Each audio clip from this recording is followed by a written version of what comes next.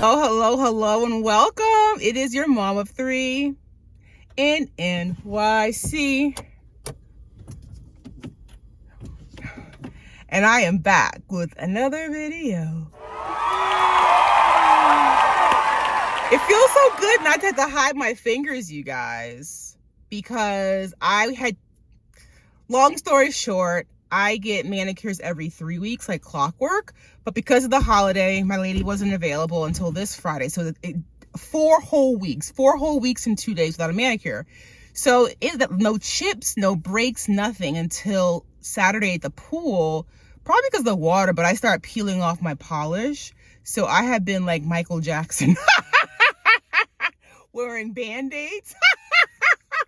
Ooh, I can't stand when my nails don't match.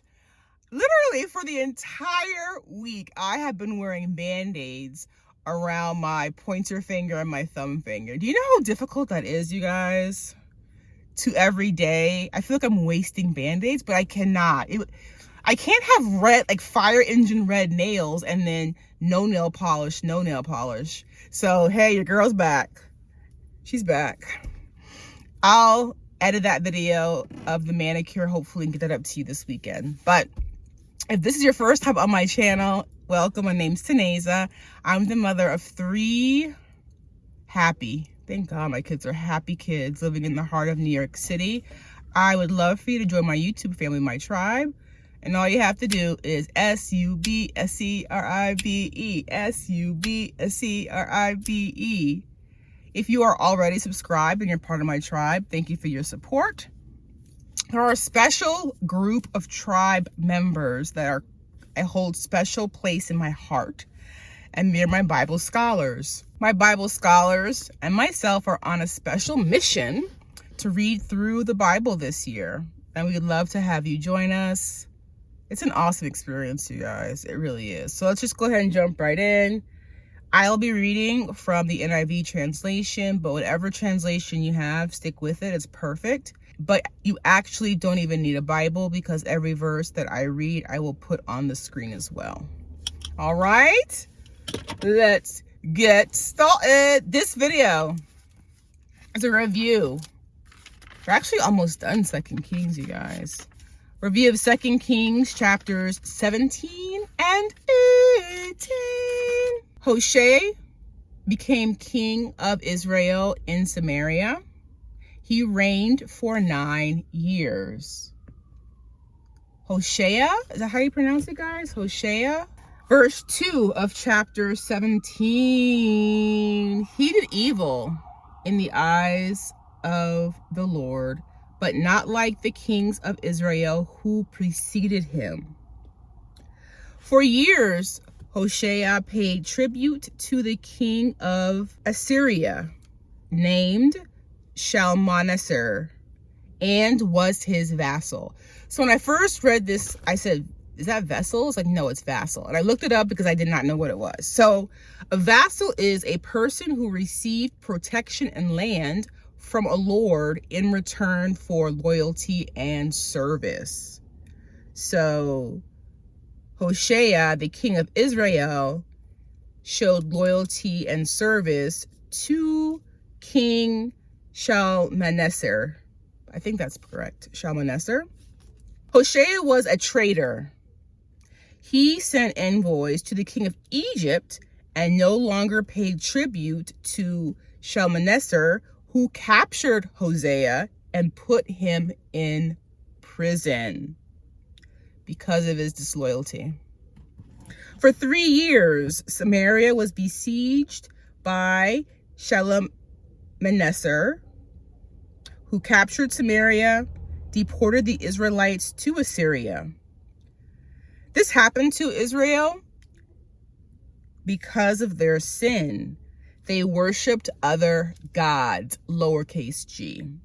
I wanted to read for you guys verse 8, 10, and 11. It's so good to be back, guys, on schedule every day. I missed you guys. This just feels so good. Right. Verse 8.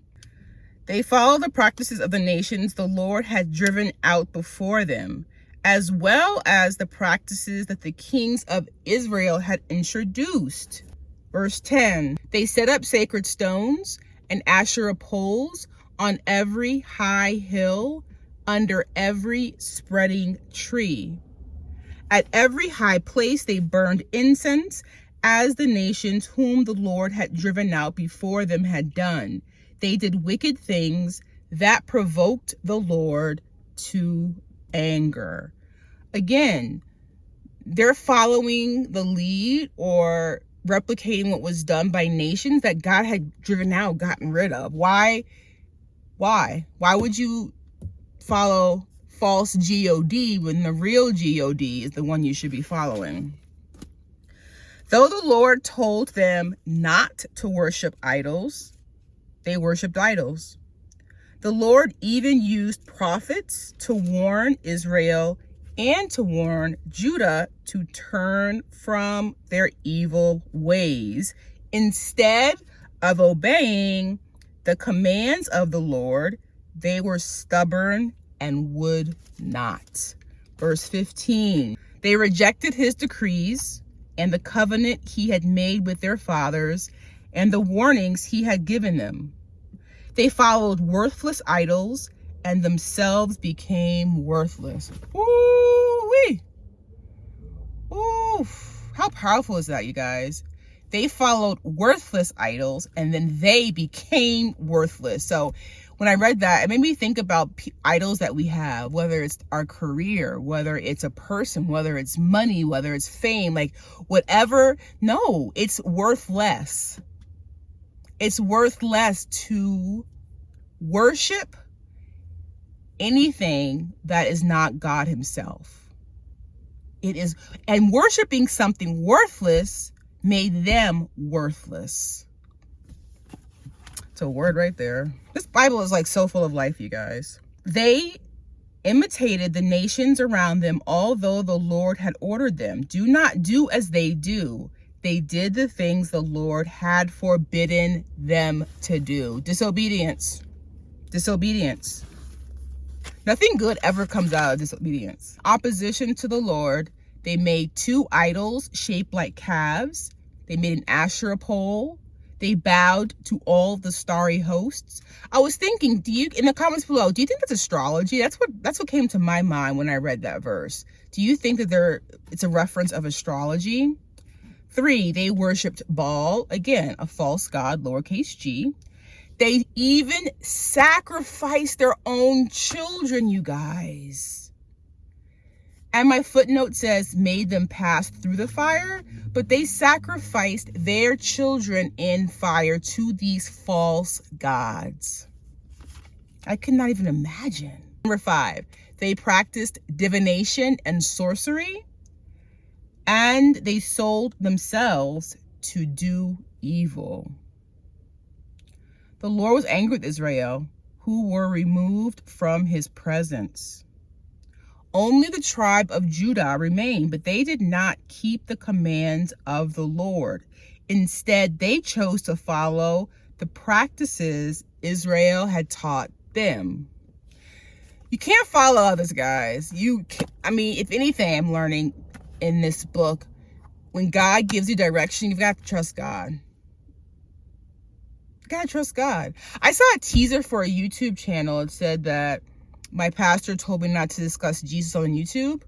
Beware of wolves in sheep's clothing. And again, I didn't watch the video, so I'm not really sure if it was clickbait or not. But just to think that someone would not want you to spread the good news on a platform makes, why? Like, why? You have to follow God's lead, no one else's. I wanted to read for you guys in chapter 17, verses 21, 22, and 23. Verse 21, when he tore, God, the Lord, Israel away from the house of David, they made Jeroboam, son of Nebat, their king. Jeroboam enticed Israel away from following the Lord and caused them to commit a great sin. The Israelites persisted in all the sins of Jeroboam, did not turn away from them. until the Lord removed them from his presence, as he had warned through all his servants, the prophets. So the people of Israel were taken from their homeland into exile in Assyria. They are still there. The king of Assyria brought people from other countries. They list them in the word. People from Babylon, Cutha, Ava, Hamath, Sepharvaim. They settled them in the towns of Samaria to replace the Israelites. At first, they did not worship the Lord, and so the Lord sent lions who killed people. The king of Assyria had one of the exiled priests return to Samaria to teach the new inhabitants how to worship the Lord. Verse 29, nevertheless, each national group made its own gods, lowercase g, in the several towns where they settled, and set them up in the shrines the people of Samaria had made at the high places. Again, sin following sin. Sin following sin, never a good thing. They worshiped the Lord, but they appointed their people as priests in the shrines. They worshiped the Lord, but they served their own gods, lowercase g. Reading those verses, I thought of that verse that says, be hot or cold. Don't be a lukewarm believer. Verse 35.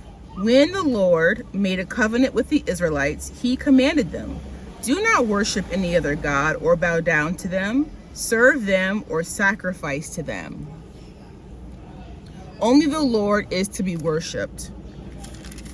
The chapter ends with the final two verses, verses 40 and 41. They would not listen, however, but persisted in their former practices. Even while these people were worshiping the Lord, they were serving their idols. This day, their children and grandchildren continued to do as their fathers did. Chapter 18. While Hoshea is king of Israel, Hezekiah began to reign in Judah. He was 25 years old and he reigned for 29 years. He did what was right. Yay! I always love reading that statement.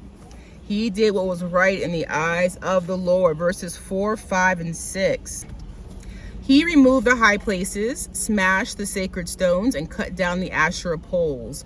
He broke into pieces the bronze snake Moses had made, for up to that time the Israelites had been burning incense to it. It was called Nehushtan. Hezekiah trusted in the Lord, the God of Israel. There was no one like him among all the kings of Judah, either before him or after him. He held fast to the Lord, did not cease to follow him.